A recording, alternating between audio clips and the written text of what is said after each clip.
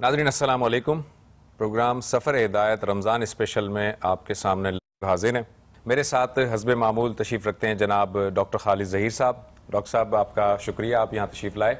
ناظرین ہم پچھلے 2 پروگرامات سے ایک ٹاپک کے اوپر بات کر رہے ہیں. جیسے ہم نے سب سے پہلے تقویٰ کے اوپر بات کی تھی، اس کے بعد ہم نے صبر کے متعلق گفتگو کی تھی، اور آج ہم اسی عنوانات کو کچھ آگے مزید بڑھاتے ہیں. شکر پہ بات کرتے ہیں، توکل پہ بات کرتے ہیں.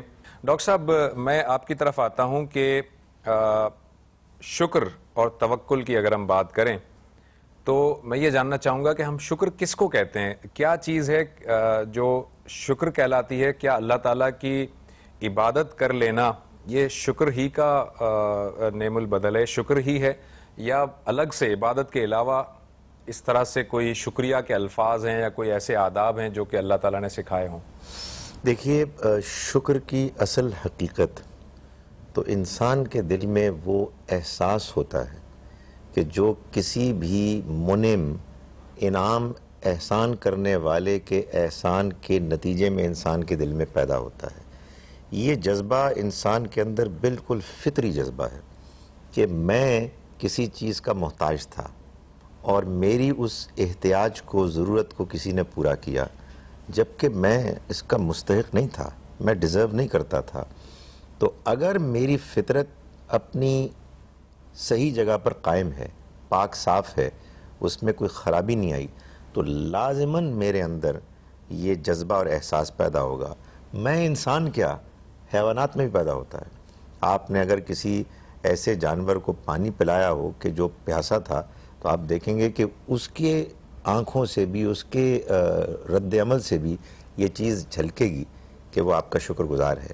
تو حقیقت یہ ہے زبیر صاحب کہ معلوم ہوتا ہے کہ جس کو آپ کہتے ہیں نا دینی رویہ، جس میں عبادت بھی ہے، جس میں اطاعت بھی ہے، یہ حقیقت میں انسان کے اندر شکر کے جذبے سے پھوٹتا ہے.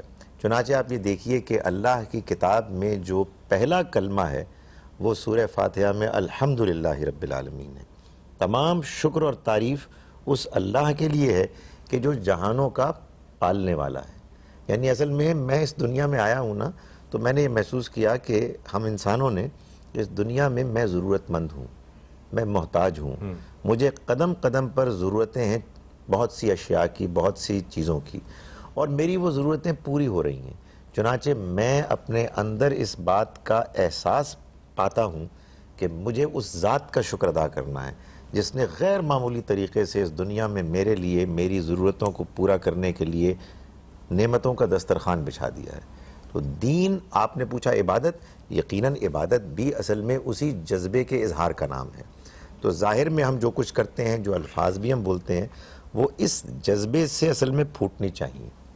نہیں، میں یہ کہنا چاہ رہا تھا ڈاکٹر صاحب کہ جیسے ایک ہوتا ہے نا کہ آپ نے بجا فرمایا جذبے سے پھوٹنا چاہیے. جذبات ہوتے ہیں، آپ انسان کا بھی شکریہ ادا کرتے ہیں کسی معاملے میں، تو ایک تو ہوتا ہے کہ آپ نے جذبات کے ساتھ، کچھ الفاظ کے ساتھ اس کا شکریہ ادا کیا. دوسری بات یہ ہوتی ہے کہ اس نے جو کہا، آپ نے اس کی بجاوری کی، اس کا حکم مان لیا. مثال کے طور پر آپ کا ایک استاد ہے، اس نے آپ کو ایک بات کہی، آپ نے اس کا حکم مان لیا، تو یہ بھی شکر ہوا. یا آپ کوئی الفاظ کے ذریعے سے اپنے جذبات کا اظہار کریں. میں یہ اس لیے کہنا چاہ رہا ہوں کہ قرآن مجید میں ہے اما شاکروں و اما کفورا، یعنی اللہ تعالیٰ نے شکر کے بالکل ضد کے طور پہ کفر کو اللہ تعالیٰ نے رکھا ہے. یعنی اگر کوئی شخص شکر ادا نہیں کرتا تو دراصل وہ کفر کرتا ہے.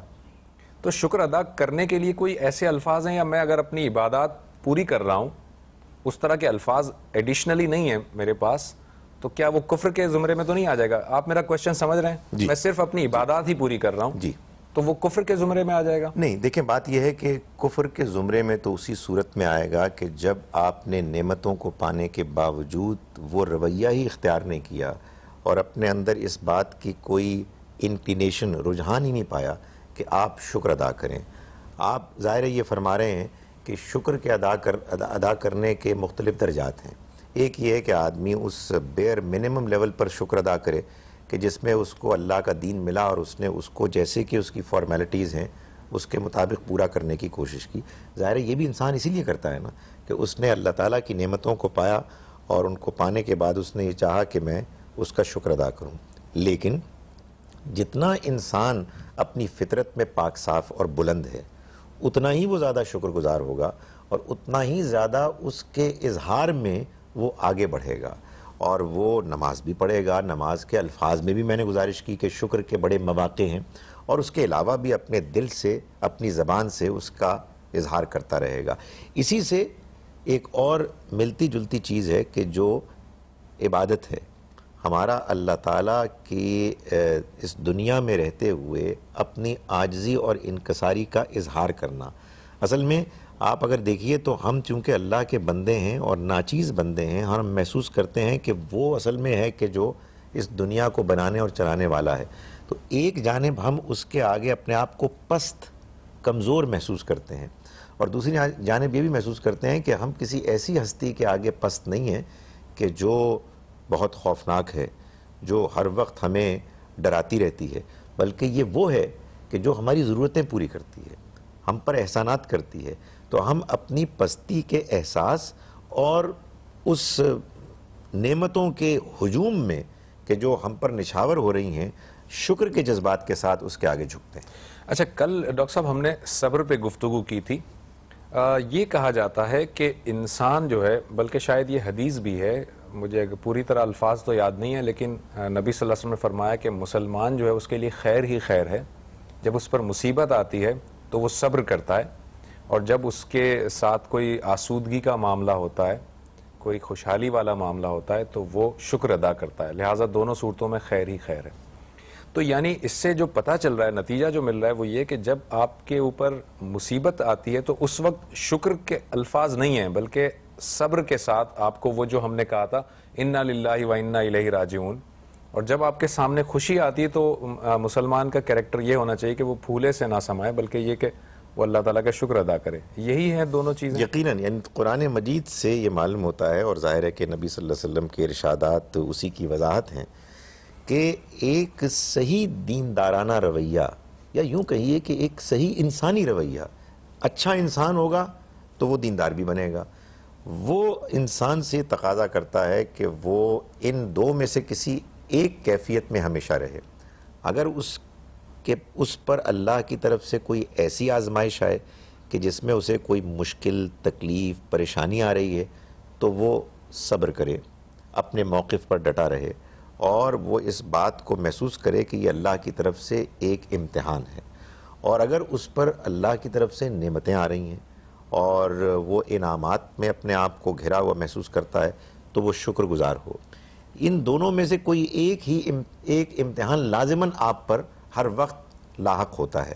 یہ جو شکر کی کیفیت کا امتحان ہے یہ بھی ایک امتحان ہے. بدقسمتی سے عام طور پر لوگ سمجھتے ہیں کہ اگر کوئی مصیبت، کوئی تکلیف، کوئی پریشانی ہے تو یہ تو آزمائش ہے. اس کے لیے ہماری زبان میں لفظ بھی آزمائش ہے، لیکن اس کو آزمائش نہیں سمجھتے کہ دنیا میں کامیابی حاصل ہو رہی ہے، نعمتیں مل رہی ہیں، یہ بھی آزمائش ہے. تو اللہ تعالیٰ نے تو اس بات کو بہت واضح کیا ہے کہ دونوں حالتیں ہی انسان کے لیے آزمائش ہیں. ایک حالت وہ ہے کہ جس میں اس سے توقع کی جا رہی ہے کہ وہ شکر ادا کرے، اور دوسری حالت میں ویسے یہ بات آپ کی صحیح ہے، دونوں آزمائش ہیں، لیکن ڈاکٹر صاحب یہ اگر ریلیٹیولی دیکھا جائے تو وہ دوسری والی جو آزمائش ہے وہ کم تر امتحان ہے میرے خیال میں. یعنی انسان کی کیفیت کے لحاظ سے بات کریں تو جب مصیبت اور پریشانی آتی ہے تو وہ امتحان کڑا امتحان ہے بنسبت اس کے کہ آپ کے پاس خوشحالی آ رہی ہے، سکون ہے، کامیابی ہے. وہ امتحان زیادہ کڑا تو نہیں لگتا. دیکھیں زبیر صاحب، آپ نے امتحان کی بات کی نا، تو اس کو یوں دیکھتے ہیں کہ جب ہم پرچہ دیا کرتے تھے ایز اسٹوڈنٹس تو شاید ابتدا میں تو یہ لگتا تھا کہ وہ امتحان زیادہ مشکل ہے کہ جس میں زیادہ تیاری کرنی پڑتی ہے، جس میں سوالات مشکل ہوتے ہیں. لیکن جب نتیجہ نکلتا ہے تو آدمی یہ محسوس کرتا ہے کہ جس میں گریڈنگ، مارکس زیادہ کھلے ملے ہیں وہ امتحان آسان تھا، اور جہاں گریڈنگ سخت ہوئی ہے وہ امتحان مشکل تھا. تو میں آپ کو یہ بتاؤں کہ اللہ تعالیٰ کے ہاں گریڈنگ جب سامنے آئے گی قیامت کے روز تو انسان یہ محسوس کرے گا کہ صبر کا امتحان آسان تھا، شکر کا امتحان مشکل تھا. اللہ تعالیٰ فرماتے ہیں سورہ تکاثر میں ثم لتسألن یومئذ عن النعیم، کہ لازماً تم سے پوچھا جائے گا اس روز نعمتوں کے بارے میں. اور جب اللہ تعالیٰ پوچھنے پہ آئے گا تو زبیر صاحب جواب نہیں ہوگا ہمارے پاس. جو نعمتیں اس نے جسم کی دی ہیں, جو خوراک کی دی ہیں, جو رشتہ داروں کی دی ہیں, جو دوستوں کی دی ہیں, صلاحیتیں دی ہیں, امکانات دی ہیں, ہم کیا کرتے ہیں؟ ہم اس کے بدلے میں اللہ کے سامنے شکر گزاری کے بہت تھوڑا اظہار کرتے ہیں. سو حقیقت یہ ہے کہ یہ ایک دھوکہ ہے کہ شکر کا امتحان آسان ہے. میں سمجھتا ہوں کہ آسان ہے اگر ہم واقعی شکر ادا کر کے اس کو آسان بنائیں. ٹھیک ہے ڈاکٹر صاحب, ایک چھوٹے سے بریک پہ جاتے ہیں. ناظرین, بریک سے واپس آئیں گے تو ہم یہ جانیں گے کہ اسباب اور توکل ان میں فرق کیا ہے, اور اسباب پر بھروسہ کرنا یا اللہ پر توکل کرنا, ان کے درمیان معتدل راستہ کون سا ہے. بریک کے بعد.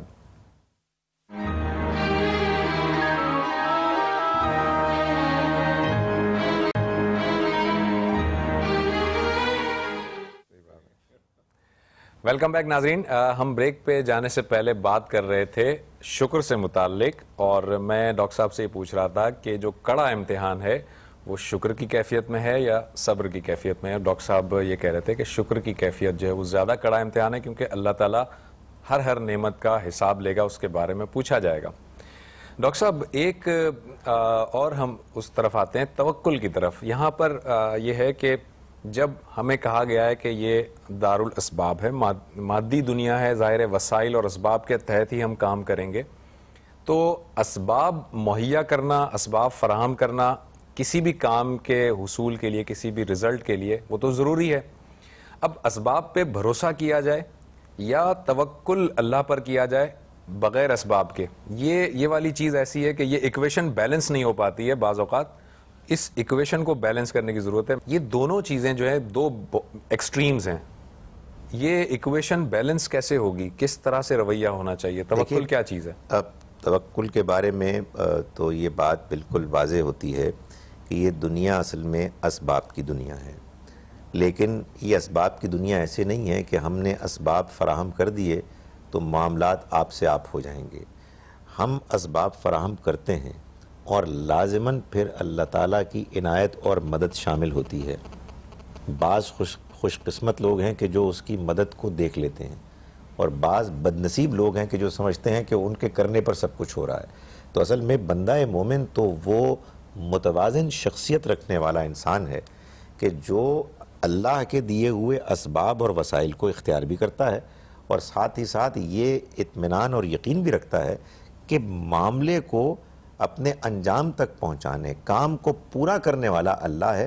ہم نے اپنا کام کر لیا, اب ہم دعا کرتے ہیں کہ وہ اپنا کام کرے. لیکن اگر ہم اپنی ذمہ داری پوری نہ کریں اور اسباب اور وسائل کو صحیح طرح سے استعمال نہ کریں, تو یہ ایک غلط رویہ ہے کہ انسان یہ سوچے کہ میں نے تو نہیں کیا, اللہ تعالیٰ کر دے گا. ایسے معاملے کو, ایسے رویے کو اللہ تعالیٰ پسند نہیں فرماتا. اور ہم جانتے ہیں کہ اس میں وہ بہترین مثال ہے کہ جس میں نبی صلی اللہ علیہ وسلم نے جب کسی ایسے صاحب کو کہ جو مسجد میں آئے, جب پوچھا کہ بھائی تمہارے اونٹ کا کیا معاملہ ہوا, تو انہوں نے کہا کہ میں نے اس کو اللہ کے بھروسے پر چھوڑ دیا. تو حضور نے فرمایا کہ ایک قلعہ, پہلے تم اس کو باندھو, ثم توکل, پھر بھروسہ کرو. یعنی تم اپنا کام جتنا کر سکتے ہو احتیاط کا وہ کرو, اور پھر اس کو اللہ پر چھوڑ دو, اس لیے کہ اس کے باوجود بھی اس کو نقصان پہنچ سکتا ہے, لیکن پھر اللہ ہے کہ جو سنبھالے گا.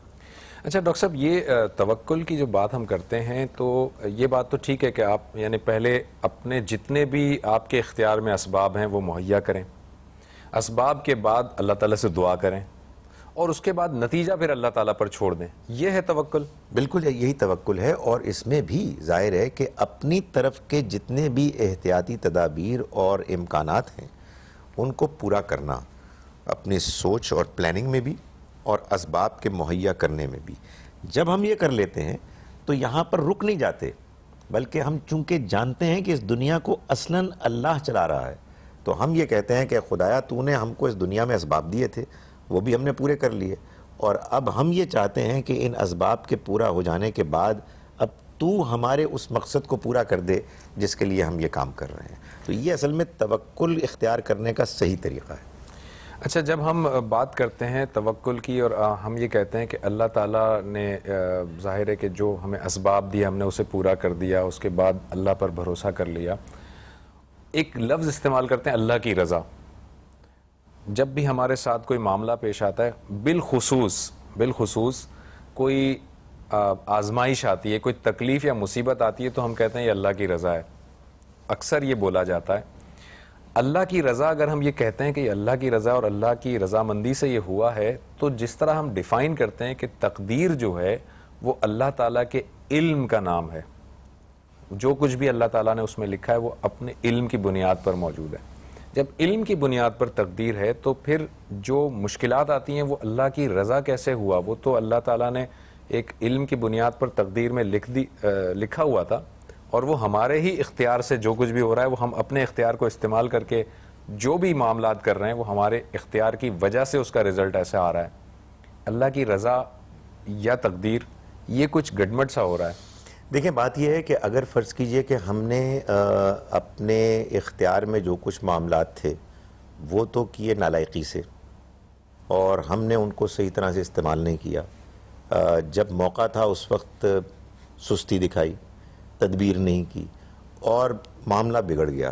اس کے بعد یہ کہنا کہ یہ اللہ کی رضا ہے تو ظاہر ہے کہ یہ تو ٹھیک رویہ نہیں ہے. اس میں انسان کو اپنے آپ کو بلیم کرنا چاہیے, اینالائز کرنا چاہیے کہ بھائی مجھ سے کہاں غلطی ہوئی. تاہم اگر فرض کیجئے کہ یہ بات مان لی جائے کہ انسان نے ہر طرح کی کوشش کی یا جتنا اس کے لیے ممکن تھا, اور اس کے بعد وہ معاملہ نہیں ہو سکا کہ جو اس کو توقع تھی, تو پھر یہ بات کہنا درست ہے اور ایسا کہنا چاہیے کہ اس میں اللہ کی کوئی نہ کوئی رضا خوشی ہوگی. اس کی وجہ یہ ہے کہ اگر اللہ کے علم میں بھی یہ بات تھی تو اللہ کا علم اس کی دوسری صفات سے کوئی الگ سے کٹا ہوا نہیں ہے. اللہ کے علم میں وہ بات ہوتی ہے کہ جو بات اللہ کی رضا منشا اور مرضی میں ہوتی ہے. چنانچہ ہم یہ کہتے ہیں کہ ہم نے اپنے طور پر تو پوری کوشش کی تھی کہ یہ کام ہو جائے, لیکن معلوم یہ ہوتا ہے کہ تمام تر کوشش کے باوجود یہ کام نہیں ہو سکا. تو اللہ کے علم میں یہ بات پہلے سے تھی, اور یہ علم اصل میں اس کی حکمت, اس کی رضامندی کے ساتھ ہی ہے. یہ سب صفات اصل میں اس کی ایک ساتھ کار فرما ہے, یہ کوئی الگ الگ سے کچھ کٹی ہوئی چیزیں نہیں ہیں. اچھا ڈاکٹر صاحب, یہ جب مشکلات آتی ہیں اور آزمائش آتی ہیں, اور یہ آدمی جب اپنا احتساب کرتا ہے, اپنے آپ کو دیکھتا ہے, اور اسے یہ محسوس ہوتا ہے کہ ہاں واقعی شاید یہ کوتاہی میری طرف سے تھی یا میرے اعمال کی وجہ سے ہی ہوا ہے, تو پھر اس کا بہترین جو ایک ہے رویہ وہ ہے استغفار کا اور توبہ کا. اس کو ذرا ڈسکس کرتے ہیں. توبہ کی میننگ تو پلٹنا ہے نا ڈاکٹر صاحب, اور اللہ تعالیٰ کی صفات میں سے ایک صفت تواب بھی ہے, تو گویا اللہ تعالیٰ بھی جو ہے وہ پلٹنے والا ہے. یہ تواب والی صفت اللہ تعالیٰ کی کیا ظاہر کرتی ہے؟ یعنی اصل میں صورتحال یہ ہے کہ ہم انسان جب گناہ کرتے ہیں, غلط رویہ اختیار کرتے ہیں, تو ہم اللہ سے دور ہو جاتے ہیں. گویا کہ ہمیں اللہ کی طرف جھکنا چاہیے, ہم کسی اور جانب جھک جاتے ہیں. جب ہمیں احساس ہوتا ہے کہ ہم نے غلطی کی, جب ہم شرمندہ ہوتے ہیں اور معافی مانگتے ہیں اور اپنی اصلاح کا ارادہ کرتے ہیں, تو ہم اللہ کی طرف پلٹتے ہیں. اللہ تعالیٰ جب ہماری طرف سے توبہ کو دیکھتا ہے, سنتا ہے, ہمارے رویے کو محسوس کرتا ہے, تو وہ پھر ہماری طرف پلٹتا ہے, نظر عنایت کرتا ہے. تو اللہ تعالیٰ جب یہ بتاتے ہیں قرآن مجید میں, تو یہ کہتے ہیں کہ تم بھی توبہ کرو. لیکن یہ جو توبہ ہے اس کے ساتھ ایک پریپوزیشن آتی ہے الہ, یعنی شرمندگی ندامت کے ساتھ اللہ کی طرف رجوع کرنا, معافی مانگنا. اور اللہ توبہ کرتا ہے تو تابہ علا کے ساتھ, یہ دوسری ایک پریپوزیشن ہے, جس کا مطلب یہ ہے کہ اس نے نظر التفات کی, اس نے مہربانی کی نظر کی اور توبہ قبول کر لی. تو یہ پلٹنا دونوں جانب ہوتا ہے, اللہ کی جانب سے مہربانی کے ساتھ, ہماری جانب سے شرمندگی. یہ جو علا آپ نے بتایا یہ وہی ہے نا, فتلقى آدم من ربی کلمات فتاب علیہ, یعنی آدم علیہ السلام نے اللہ تعالیٰ سے توبہ کرنے کے بعض کلمات پائے اور انہوں نے توبہ کی, تو اللہ تعالیٰ نے ان کی توبہ قبول کی اور ان پر نظر عنایت کی. تو توبہ تو ایک اس رویے کو کہتے ہیں کہ آدمی شرمندگی کے ساتھ جو ہے وہ اپنے رب کی طرف پلٹ آئے, یہ اس رویے کا نام ہے. استغفار کس چیز کا نام ہے؟ اس کا حصہ ہے. یعنی بعض اوقات یہ ہوتا ہے کہ آدمی یہ محسوس کرتا ہے کہ اس نے گناہ کیا, اور گناہ کرنے کے بعد اب وہ اپنے اندر جو احساس شرمندگی پا رہا ہے, اور وہ یہ محسوس کر رہا ہے کہ یہ گناہ اس کی فطرت, اس کی شخصیت کے ساتھ اب ایک دھبا لگ گیا ہے, تو اس کو دھونا چاہتا ہے. وہ نہیں چاہتا کہ یہ گناہ کا دھبا اس کے ساتھ موت کے بعد اللہ کے حضور میں جب وہ کھڑا ہوگا تو اس کے ساتھ رہے. چنانچہ وہ یہ چاہتا ہے کہ یہ دھل جائے, اللہ تعالیٰ معافی دے دیں اور اس کے گناہوں کو ڈھانپ لیں. تو اس بات کا اظہار کہ ہم تجھ سے معافی مانگتے ہیں, ہم اس گناہ پر جو اس کا منفی اثر ہم پر پڑا ہے اور پڑتا رہے گا اگر ہم نے اپنے آپ کو اللہ کے حضور میں پیش نہیں کیا, تو ہم چاہتے ہیں کہ اس کا وہ اثر زائل ہو جائے.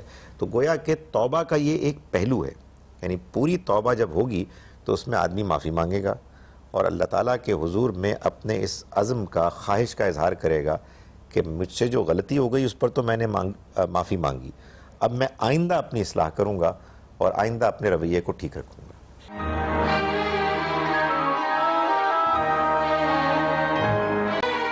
ڈاکٹر صاحب, ایک حدیث مبارکہ ہے کہ سارے انسان خطا کار ہیں لیکن بہترین ان میں سے وہ ہیں جو توبہ کی طرف آتے ہیں, بار بار توبہ کرنے والے ہیں. یہ بار بار پلٹنے والی جو چیز ہے, اس سے تو یہ ظاہر ہوتا ہے ڈاکٹر صاحب کہ انسان جو ہے وہ وقتی طور پر توبہ کرتا ہے, اس کے بعد پھر وہ معصیت میں مبتلا ہوتا ہے, پھر توبہ کرتا ہے, پھر معصیت میں مبتلا ہوتا ہے اور پھر توبہ کرتا ہے. تو یہ رویہ کیا یہ پسندیدہ رویہ ہے؟ آپ یہ دیکھیں زبیر صاحب کہ سورہ توبہ میں, سورہ کا نام ہی توبہ ہے, آیت نمبر 111 وہ مشہور آیت ہے جس میں اللہ تعالیٰ نے یہ بتایا کہ اہل ایمان نے اپنی جان کو اور مال کو اللہ کے حوالے کر دیا اور اس کے بدلے خرید لیا جنت کو. ان اللہ اشتری من المؤمنین انفسهم. تو اس میں یہ بتایا گیا کہ میدان جنگ میں اگر جہاد کی ضرورت پیش آئے تو ایسے بندوں کا کیا رویہ ہوتا ہے. وہ اپنے آپ کو اللہ کے حوالے کر دیتے ہیں, لڑتے ہیں, قتل ہوتے بھی ہیں, کرتے بھی ہیں. لیکن ظاہر ہے کہ ہر وقت تو جنگ کا عالم نہیں ہوتا بلکہ کم ہی ہوتا ہے. تو عام حالات میں ان کا کیا رویہ ہوتا ہے اس کو بیان کیا اگلی آیت 112 میں, اور اس میں جو اللہ تعالیٰ نے اہل ایمان کی صفات بیان کی اس میں سب سے پہلے جو بات بیان کی وہ یہ ہے کہ التائبون, وہی بات بار بار توبہ کرنے والی. وجہ کیا ہے؟ وجہ یہ ہے کہ ہم انسان کمزور ہیں, ہم انسانوں کے ساتھ ہمارا نفس بھی لگا ہوا ہے, شیطان بھی لگا ہوا ہے. ہم اگرچہ کہ اللہ کو یاد کرنے کی کوشش کرتے ہیں, اپنی اصلاح کو جاری رکھنے کی کوشش کرتے ہیں, اس کی عبادت کرنے کی کوشش کرتے ہیں, مگر بہرحال ایسے حالات آتے ہیں کہ جس میں ہم پھسل جاتے ہیں, غفلت میں مبتلا ہو جاتے ہیں. تو اللہ تعالیٰ یہ تو ہم سے توقع نہیں کرتا کہ ہم فرشتے بن جائیں اور ہر حال میں ہر وقت ہی ہم لازماً اس کی فرما برداری کریں گے. وہ جانتا ہے کہ ہمارے اوپر بعض اوقات کمزوری لاحق ہوگی. ہم جب اس دنیا کی آزمائش سے گزر رہے ہیں تو یہ اصل میں ایک ایسا فرش ہے کہ جو سلپری ہے, اس میں ہم پھسلیں گے اور گریں گے. اللہ چاہتا یہ ہے کہ اگر ہم گریں تو لیٹ ہی نہ جائیں بلکہ اٹھیں اور دوبارہ اپنے سفر کو جاری رکھیں اور بار بار توبہ کریں, اس لیے کہ بہرحال بار بار گریں گے. اچھا, یہ توبتاً نصوحہ ایک لفظ استعمال ہوتا ہے اور میرا خیال ہے کہ دعاؤں میں نبی صلی اللہ علیہ وسلم کی دعاؤں میں بھی شامل رہا ہے. توبتاً نصوحہ کا کیا مطلب ہے ڈاکٹر صاحب؟ یہی مطلب کہ انسان وہ توبہ کرے کہ جو حقیقی توبہ ہے, یعنی جس توبہ کے بعد انسان اپنی بہتری, اپنی اصلاح اور صحیح راستے پر چلنے کا پورا ارادہ رکھتا ہے. یعنی ایک توبہ کا طریقہ تو یہ بھی ہو سکتا ہے نا کہ جیسے کہ بعض اوقات میں نے دیکھا ہے کہ بعض لوگوں کی یہ انڈرسٹینڈنگ ہے کہ آپ نے جھوٹ بولا, کوئی غلط کام کیا اور اس کے بعد آپ نے نماز پڑھی اور نماز میں آپ کو بتا دیا گیا کہ نماز آپ کے گناہوں کو دھوتی ہے, اب وضو آپ کے گناہوں کو دھوتا ہے, اور آپ نے نہ ارادہ کیا کہ آپ آئندہ اس سے بچیں گے, نہ آپ کے اندر کوئی شرمندگی ہوئی. تو یہ اصل میں ظاہر میں تو ہو سکتا ہے کہ کوئی شخص سمجھے کہ توبہ کر رہا ہے, ہو سکتا ہے بعد میں توبہ کے کچھ الفاظ بھی اپنی زبان پر جاری کر دے. یہ ایک ظاہر میں توبہ ہے لیکن حقیقت میں نہیں ہے. حقیقی توبہ وہ ہے کہ جس میں آپ سب سے پہلے شرمندہ ہوتے ہیں, آپ اس بات کا پوری طرح سے عزم ارادہ کرتے ہیں کہ آپ اصلاح کریں گے, اپنے آپ کو بہتر کریں گے اور اس طرح کی غلطی اور گناہ میں دوبارہ نہیں پڑیں گے, اور پھر آپ واقعی اس کی کوشش کرتے ہیں. جب آپ نے یہ سب کچھ کر لیا, یعنی شرمندگی کا اظہار, اصلاح کا عزم اور اصلاح کی کوشش, تو پھر آپ نے توبۃ النصوح کیا. یعنی کہ آپ یہ آدمی اپنے خلوص کے ساتھ سچی نیت کے ساتھ جو ہے وہ شرمندہ ہو اور توبہ کرے, استغفار کرے, یہ ہے توبۃ نصوحہ. لیکن اس کا قطعاً مطلب یہ نہیں کہ آگے اس کے وہی پھسلنے کے امکانات اب ختم ہو گئے. نہیں, وہ تو اللہ تعالیٰ نے بتا دیا, اس کی بڑی مہربانی ہے کہ وہ یہ کہتا ہے کہ تم بہترین انسان ہو اگر بار بار توبہ کرتے ہو. اور وہ آپ نے جو حدیث بھی بیان کی وہ بھی اس معاملے میں ظاہر ہے کہ بہت افیکٹو ہے. اور میں آپ کو یہ بھی بتاؤں کہ سورہ آل عمران میں مثال کے طور پر اللہ تعالیٰ یہ فرماتے ہیں اپنے پسندیدہ بندوں کا ذکر کرتے ہوئے, اور یہ اس کی مہربانی ہے کہ ہم لوگوں کو اس سے حوصلہ ہوتا ہے کہ یہ وہ لوگ ہیں کہ جو اگر کبھی ان سے کوئی غلطی فحش کام ہو جائے یا اپنی جانوں پر ظلم کریں تو وہ استغفار کرتے ہیں اور فوراً رجوع کرتے ہیں. وَلَمْ يُسِرُّوا عَلَى مَا فَعَلُوا, اور اصرار نہیں کرتے اس پر کہ جو وہ کر گزرے. وَهُمْ يَعْلَمُونَ, جانتے بوجھتے ہوئے. اصل میں جانتے بوجھتے ہوئے گناہ کرنا یہ ہے کہ جو اللہ تعالیٰ کے ہاں ناپسندیدہ ہے. بہرحال بعض اوقات ہم جذبات سے مغلوب ہو کے, حالات سے مغلوب ہو کے غلطیاں کریں گے. Thank you very much doctor صاحب, بہت بہت شکریہ آپ کا. ناظرین, ہمارے پروگرام کا وقت ختم ہوا چاہتا ہے. آج کے پروگرام میں ہم نے جن ٹاپکس پہ بات کی ان میں توکل, توبہ, استغفار اور اللہ تعالیٰ کی رضا, یہ سارے وہ ٹاپکس تھے جن پر ہم نے عمومی بحث کی. اس پر آپ کے سوالات, آپ کے تجاویز, آپ کی اور کوئی الجھن ہو, آپ ہمیں ای میل کر سکتے ہیں safarehidayat@aaj.tv پر. کل تک کے لیے زبیر احمد کو, ڈاکٹر خالد ظہیر کو اور سفر ہدایت کی ٹیم کو اجازت دیجیے. اللہ حافظ.